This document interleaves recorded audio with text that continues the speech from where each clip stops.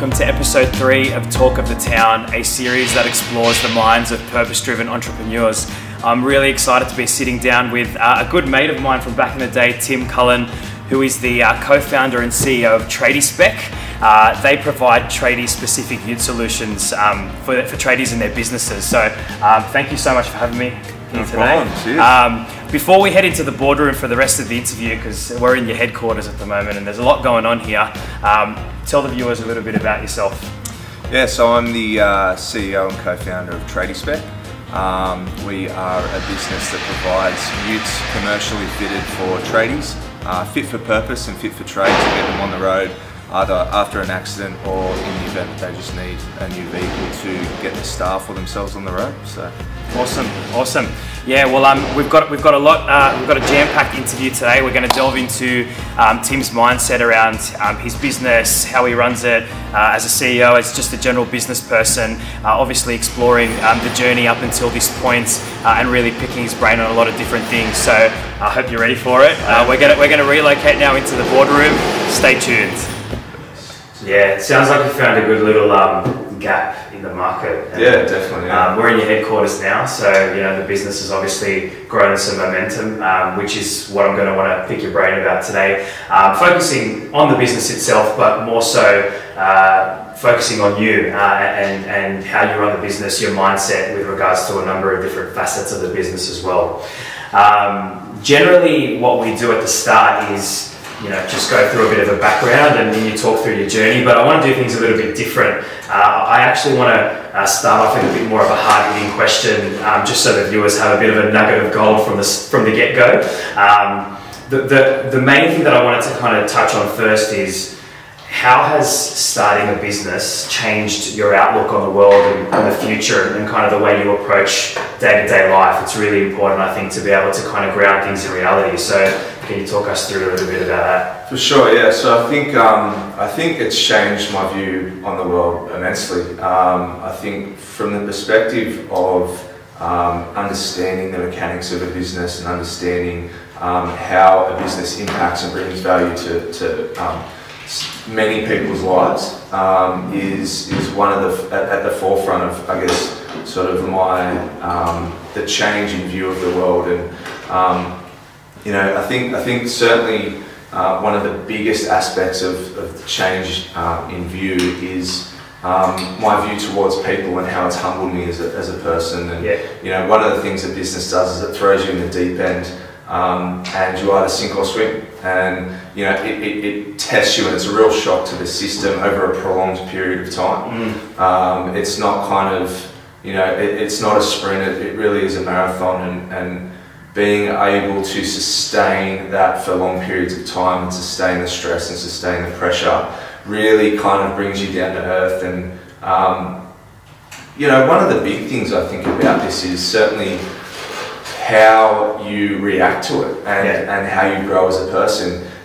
You can either make the decision to let the stress and pressure of it overwhelm you, or you can rise above that and you can really sort of, I guess, take control of the situation. I think certainly what it's helped me do is assess risk on really quickly, and make decisions off the back of that.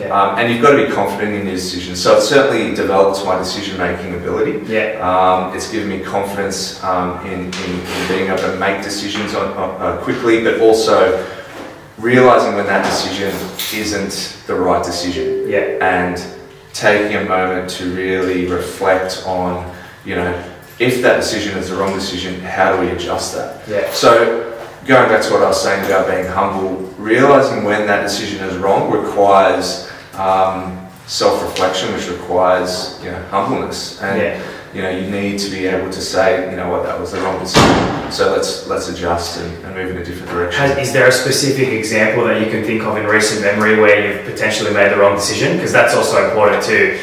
We always talk about kind of failing fast and being able to be resilient, which you've touched on, and bounce back. Is there a situation where that's kind of popped up? It could be very simple or very complex. For sure. The thing is, I think what most interestingly about the growth of the business is that at the start you actually have no idea whether it's the right decision or not. Yeah. You are just going with kind of a gut instinct that says, you know what, maybe this is probably the pathway we should take with something. Yeah. So without diving into too much detail about a specific scenario or the context behind the scenario, I mean, we run a fleet of utes, and those utes are incredibly expensive to run. With the business we run as a cash-thirsty business. Yeah. Funding the business from the start was one thing that we were unsure of how we were actually going to do it, and it took a fair amount of time for us to realise that the way we funded it from the start was the wrong way. Yeah. We needed way more money than we did at the start to fund it, and we should have gone and got more money to fund it. But you know, we didn't do that, and we didn't know how to go through that process. Well, you don't know what you don't know when you're navigating new territory, right? Exactly. Yeah. Exactly. So that's been certainly an eye-opening moment for us. But what we were able to do off the back of that was learn quickly and say, well, you know what, actually we didn't raise enough money. Yeah. And in the next round of funding, which we just recently closed off, we did the proper due diligence and worked out, all right, well, this is actually how much money we need to raise for this. And you know, so that it was an awesome learning experience, but it took a long time to realise that it was the wrong decision. Yeah, well, that's awesome. So I think the key takeouts there, humility stood out to me, resilience, so being able to bounce back,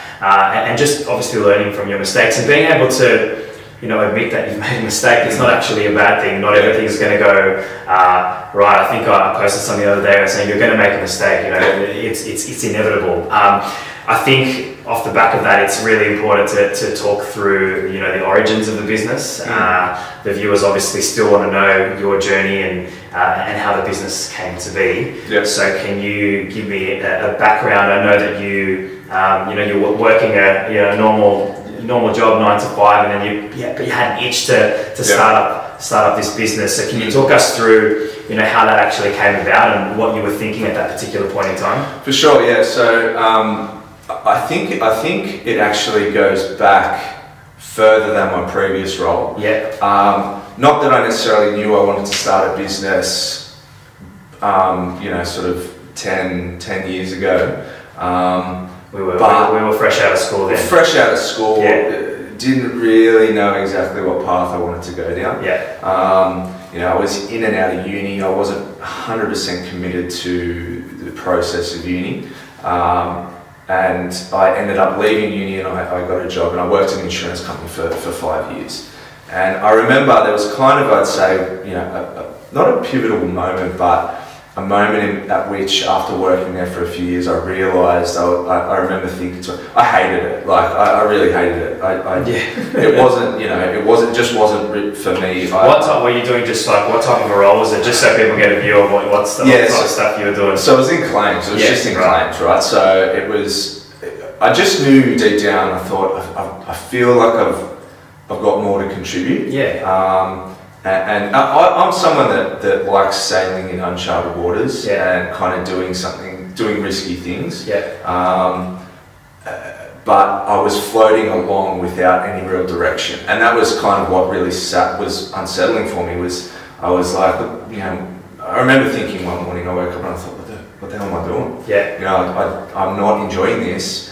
If I'm going to spend the next 30, 40 years working, am I going to make the decision to do something am I going to put up with doing something that I hate and regret it? Or am I going to go, you know what, I actually want to go down a path where I enjoy doing what I'm doing every single day? Yeah. You know, and I tossed up, I tossed up between this idea of like, well, you know, it's worthwhile me taking a risk on something that may not work out versus doing something that you would consider maybe safe and it, you know, not enjoying it. Well, yeah, and you're unhappy. I mean, it's pretty cliche because everyone talks about, you know, following your passions and don't do anything that makes you unhappy, but it really does. Yeah. It's true at the end of the day. Right. Yeah. And so anyway, after that moment of realising that this is not what I wanted to do, within 12 months I'd left the business, and I actually met with the CEO of a startup business that was growing really quickly.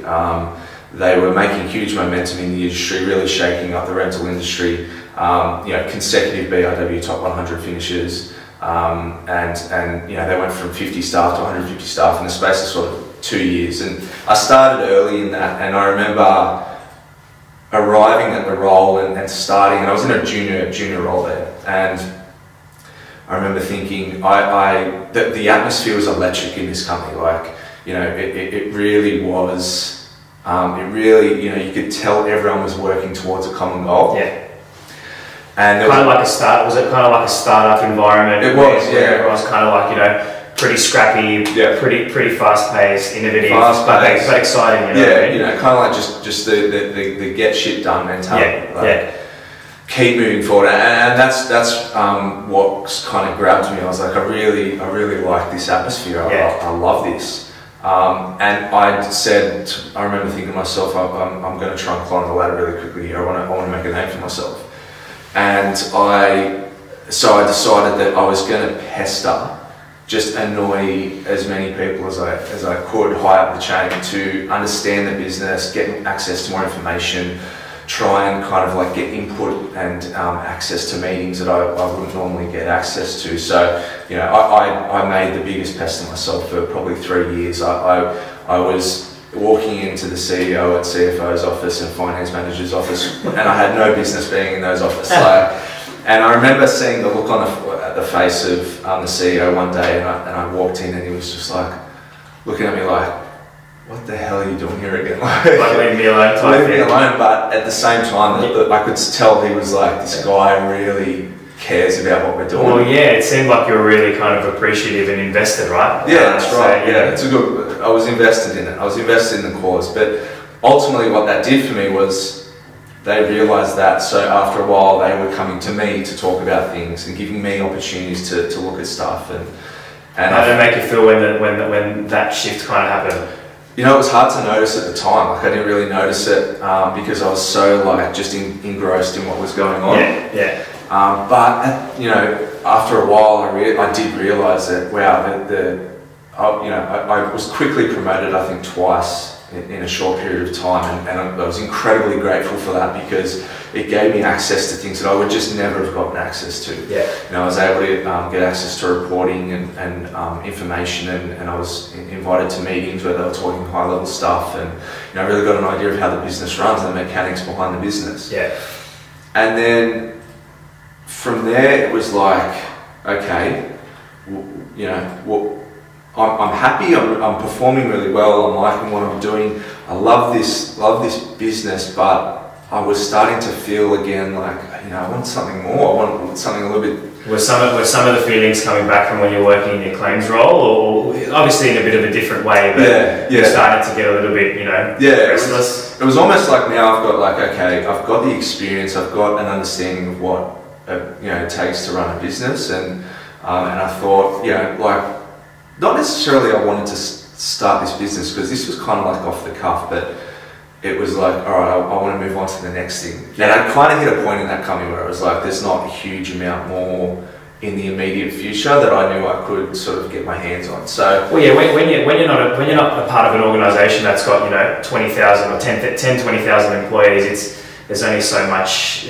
progression and development and stuff that you can kind of achieve before you're like, okay, well, what's next? That's right. Yeah. So there was a bit of a ceiling. Yeah. I guess you could say, right? Yeah. So I hit the ceiling, and at that point I started talking to the co-founders here, and we were talking about a gap. Just to clarify for viewers, this Tradiespec was non-existent at this point in time. That's right. Yeah. Tradiespec wasn't. We were all still working at this company. Yeah. And we started talking about this gap that was clearly not being addressed by any of the businesses in the market. Right. And that was tradies. And at the same time, what was happening was the Banking Royal Commission had sort of, you know, it was off the back of the Banking Royal Commission. Finance and the lending environment had completely dried up. Capital markets were starting to dry. It was really becoming this difficult area for people to try and grow businesses off the back of, you know, traditionally most people grow the business off the back of funding. So if you can't get it through a bank, then what are you going to do? So at that point it was like, okay, there's two areas that aren't being addressed. Accident replacement for tradies, you know, they can't get on the road with just a normal vehicle, it just doesn't do the job for them. The second part is they can't get their businesses up off the ground because they don't have access to funding for a vehicle. Yeah. And then it was like, you know, okay, bang, let's go for it.